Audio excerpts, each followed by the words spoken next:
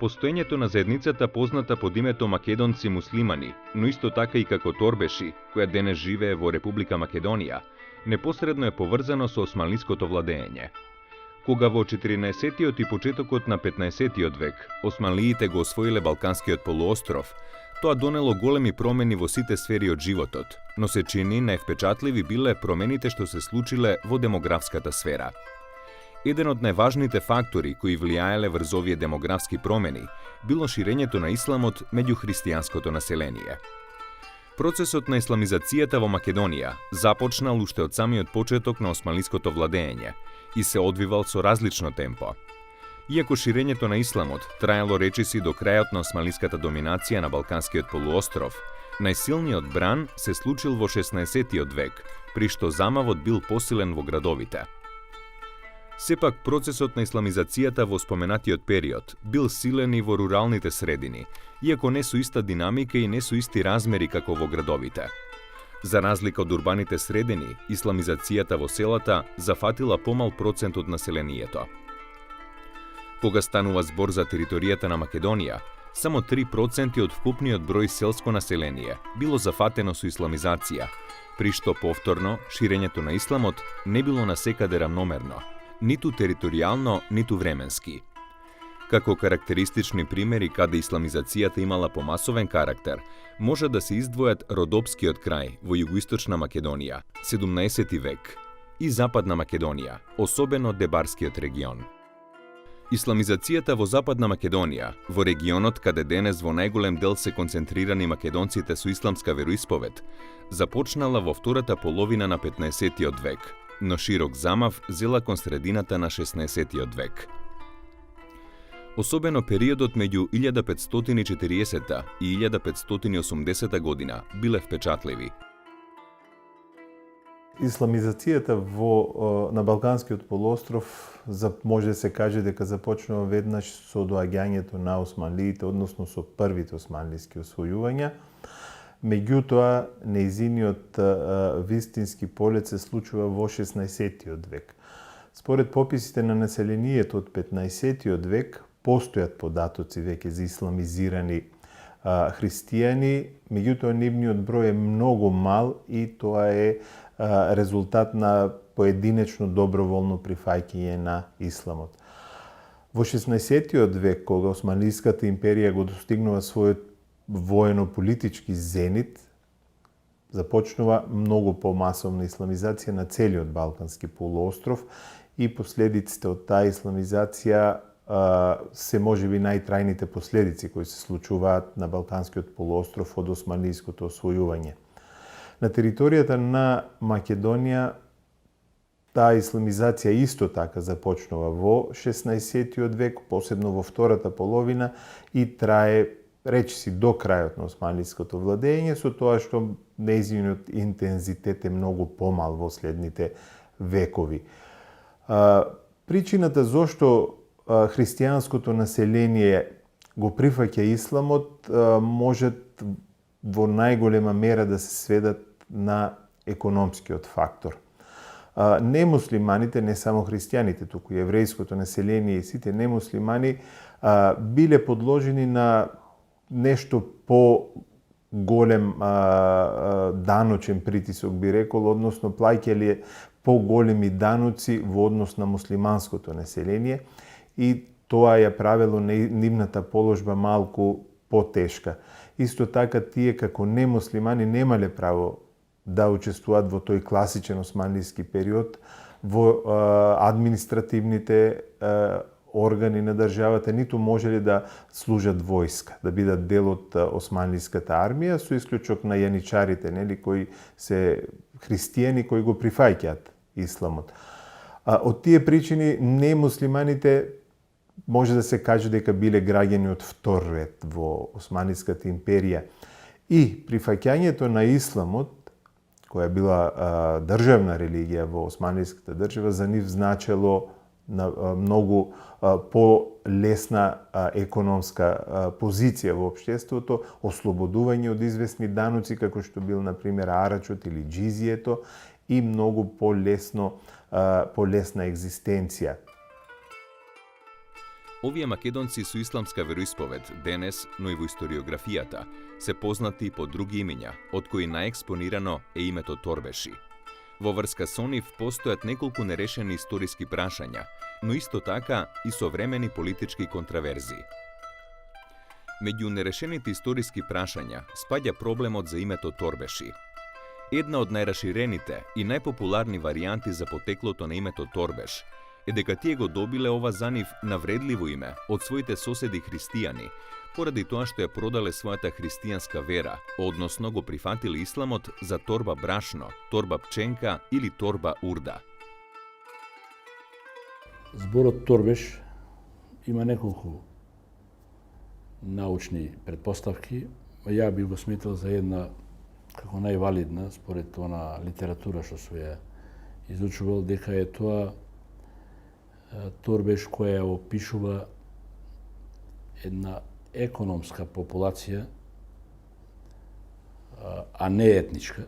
Има одредени тврдења кои ова население го опишуваат како торбешко, како читаци, како друго население со разни поими. Меѓутоа, сите овие термини ова население ги смета за навредливи термини. Чувството по однос на овој поим е малку поделено меѓу ова население.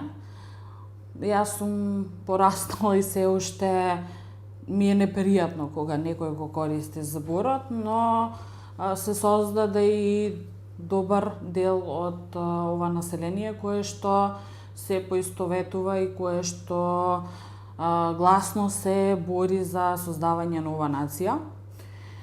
Според мене, од една страна можам да го разберам тоа, има два аспекти.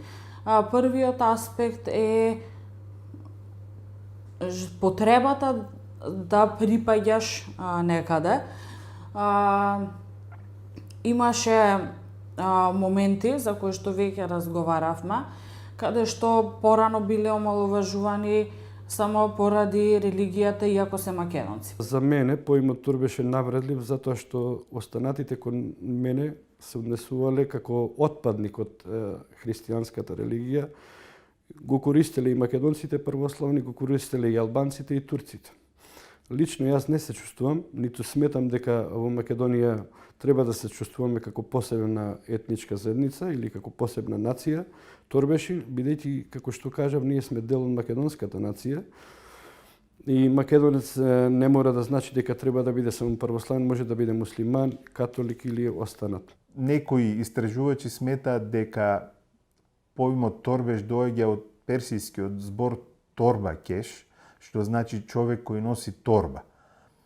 И според тоа толкување, муслиманите, односно христијаните кои го прифатили исламот и кои со торба продавале по пазарите, по улиците продавале алва или потоа продавале боза и други некои производи, биле наречени торбеши токму поради таа торба што ја носеле со себе. Едно од најновите толкувања за поимот Торбеши е повторно врзано со терминот торба, меѓутоа во еден повторно поинаков, сосема поинаков контекст. Имено, според тоа толкување се смета дека футролата во која се чувал дефтерот, односно книгата со регистрираните нови јаничари, односно така наречени аџеми оглани, христијански деца кои биле земени со данокот девширме, познат кај словенските народи како данок во крв со цел да станат јаничари, била чувана во посебна една футрола која се нарекувала торба. И оттаму сите оние деца кои биле регрутирани во јаничарскиот корпус биле нарекувани торбеши и потоа тој назив од нив се пресликал, односно се раширил кај сите останати исламизирани муслимани на територијата на Македонија.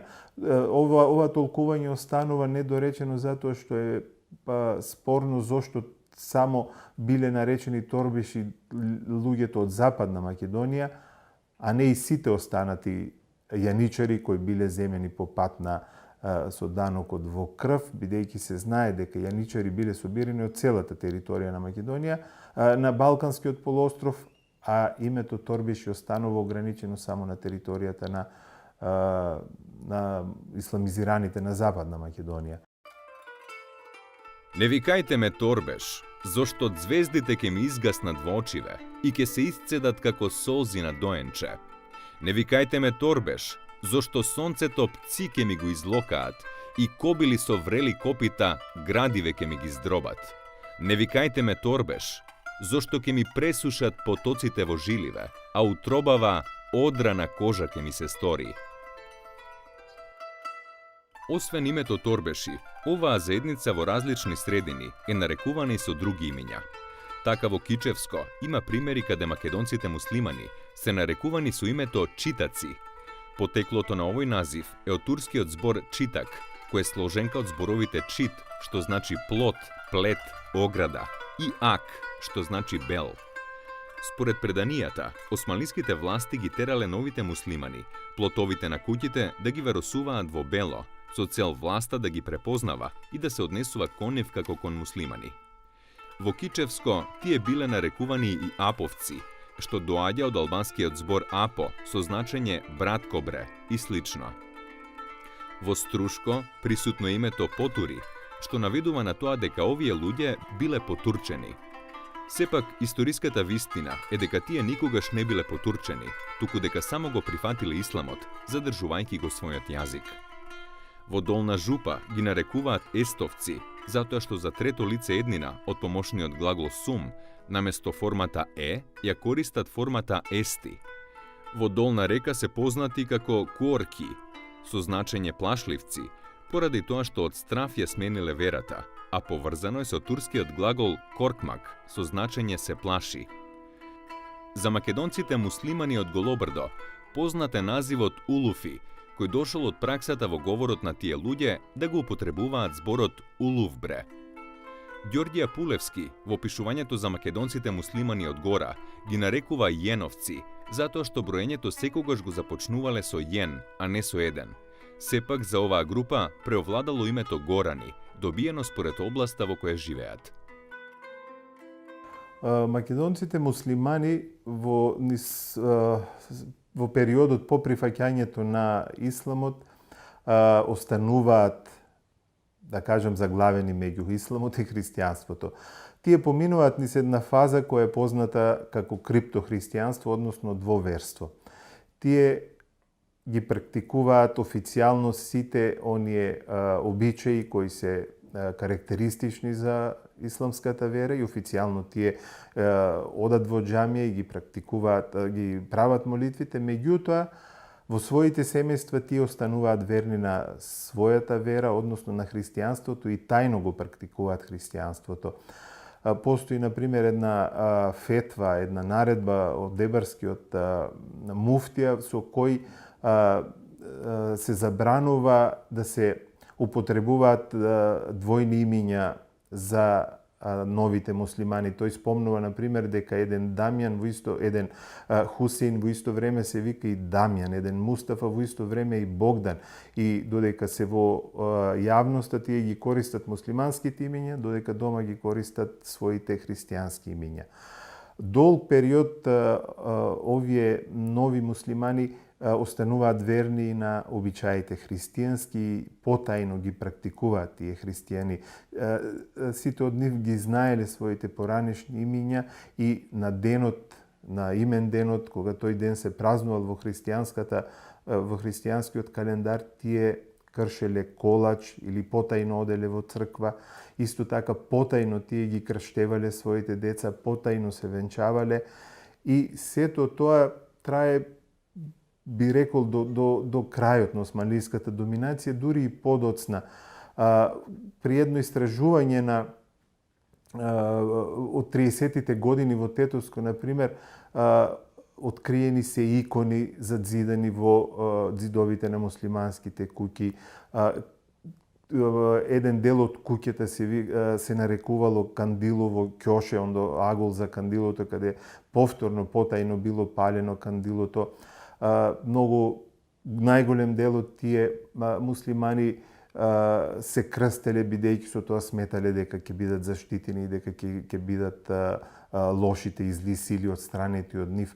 Исто така постои посебно интересен феномен во некои од манастирите, на иконите се потпишувани муслимани, посебно на иконата на Богородица се потпишувани муслимани со молитви Мерием, Анна Мерием, така ја викаат турците, спасине од болестите. Така да тоа двоверство останува присутно до крајот на османлиското владење, па дури и денес некои христијански празници можат да се видат остатоци од тие празнувања и денес меѓу македонците муслимани, односно на одредени денови да не се работи, да се празнуваат одредени празници, посебно пред големите празници како што се Божек и Велик ден. Тешко е да се утврди точниот број на исламизираното словенско население на територијата на Македонија. Кон крајот на 19. век, етнологот Васил Кънчов дава податоци за сите области на територијата на Македонија, во кои имало словенско население со исламска вероисповед.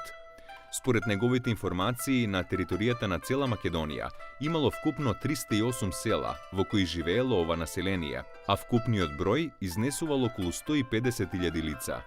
При тоа во Дебарската област, бројот на тие села изнесувал 31 село со близу 11.000 жители. Во Тиквешко имало 27 села со близу 18.000 жители. Во Кичевско 16 села со околу 8.000 жители. Во Реканскиот предел 13 села со околу 6.500 лица. Во Скопско 7 села со 2.900 жители и така натаму. И во современи услови не е лесно да се утврди точниот број на македонци со исламска вероисповед и покрај направените пописи на населението. Авторот Иво Банац смета дека во кралството Југославија пред Втората светска војна нивниот број изнесувал околу 27.000. Пописите кои следеле донеле драматично различни бројки, а според пописот од 1981 година, нивниот број изнесувал 39.355 лица. Аналитичарите сугерираат дека последната бројка вклучува многумина припадници на оваа заедница, кои порано се идентификувале како турци. Нема сомневање дека оваа заедница порано традиционално тесно била поврзана со турците и во различни периоди, посебно до заминувањето на османлиите од Балканот, се идентификувале како турци.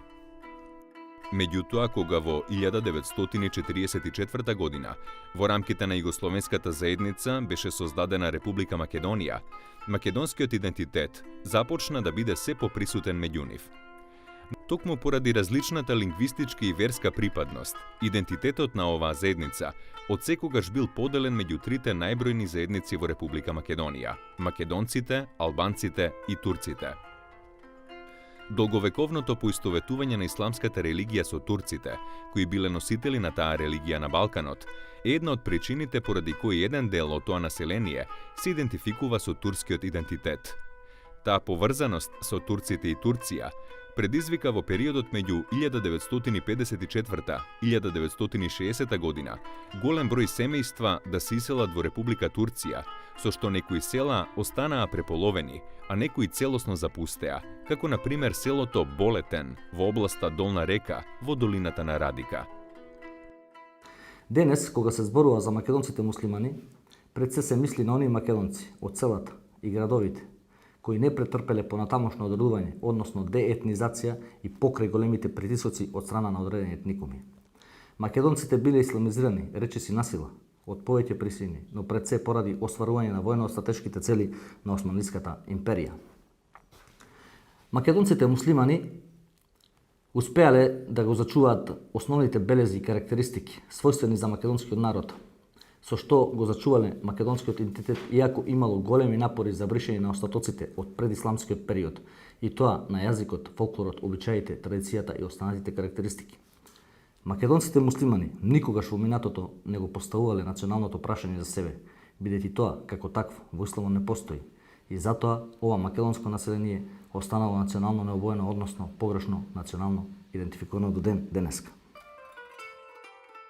Формирањето во 1979 година на Организацијата културно-научни манифестации на македонците муслимани од СР Македонија придонесе во засилувањето на македонскиот идентитет кај нив. Според оваа организација, по Втората светска војна, повеќе од 70.000 нејзини припадници биле асимилирани од другите муслимански заедници, но најмногу од страна на албанците. Иако организацијата имаше успех во заекнување на македонскиот идентитет кај македонците муслимани, тие сепак останаа изложени на силно влијание, посебно од албанското муслиманско мнозинство. Албанското влијание врз нив стана уште посилно по самостојувањето на Република Македонија. За време на изборите во Република Македонија во 1990 година имаше остра преписка меѓу Организацијата на македонците муслимани и најголемата албанска партија, во која последната беше обвинета за тивка асимилација и за користење на религијата во обид да ја косовизира и албанизира Западна Македонија. Контраверзите се зголемија во 1995 година, кога Мешихатот, Советот на Исламската верска заедница на Република Македонија, декларираше дека албанскиот е официјален јазик на муслиманите во Македонија. Одлуката предизвика протести од лидерите на заедницата на македонците муслимани. Во формуларите од последниот попис во Република Македонија од 2002 година не постоеше посебна графа за изјаснување како македонци муслимани или торбеши, затоа што тие не се сметаат за посебна национална заедница во Република Македонија. Сепак, по обработката на податоците, беа објавени интерни податоци во кои има 3 интересни подгрупи. Македонци муслимани 8422 лица, муслимани македонци 180 лица и муслимани 2553 лица. Но добар дел од македонците со исламска вероисповед секако мора да се барат и меѓу трите најголеми заедници – македонската, албанската и турската. Поделеноста во идентификацијата што постои во оваа верска заедница само го покажува се уште силното османлиско влијание во однос на формирањето на националниот идентитет на Балканскиот полуостров. Имено и кај христијаните и кај муслиманите, тој идентитет е силно поврзан со верата и со јазикот, што е резултат на влијанието на османлискиот милет систем, кој бил базиран пред се на верска основа. Поради тоа, и основните параметри околу кои на Балканот се формираа нациите во 19. век беа верата и јазикот. Области во Република Македонија во кои денес живеат македонци муслимани се следниве: Долна река, Долна жупа, Струшки Дримкол, Кичевско, Прилепско, Битолско, Скопско, Тетовско, Велешко, Тиквешко, Малешевско, Пијанечкиот крај, како и речиси во сите поголеми македонски градови, каде дошле како доселеници за наечии од нивните места на живење. Надвор од Република Македонија, тие живеат концентрирани во областа Гора на Косово, и тоа во 18 населени места, како и во поголемите косовски градови. Еден дел од нив се населени во Белград. Сите тие се познати под името Горани, според областа во која живеат. Тие ги формирале и двете горански села во Тетовско, Урвич и Јеловјане. Горански семејства денес живеат во Скопје, Штип, Тетово, Гостивар, Велес, Струмица и други македонски градови. Припадниците на горанската група се особено блиски со реканско-дебарските македонци муслимани, со кои имаат заеднички етносоцијални и јазични карактеристики, и со кои се историски и географски поврзани. 10 села со горани се наоѓаат и на територијата на Република Албанија, на самата гранична линија, каде се зборува македонскиот јазик. Тоа се селата Борје, Паќеша, Оргоста, Шиштовец, Орешек, Слатина, Запок, Кошариште, Црнолјево и Новосело. Во областа Голобрдо, која се наоѓа југозападно од Дебар и во најголем дел се наоѓа во границите на Албанија, исто така живеат македонци со исламска вероисповед, кои постепено се албанизираат.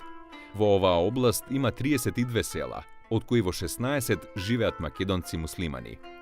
Селата на територијата на Албанија, во кои живеат македонци со исламска вероисповед, се Стеблево, Себишта, Окештин, Гиноец, Требишта, Мало Острени, Големо Острени, Тучепи, Лешничани, Сепретово, Трново, Радовиште, Пасинки, Радомирица и делумно Торбачи и Миреши. Од овие села има голем број семејства кои се доселени во селата на Струшки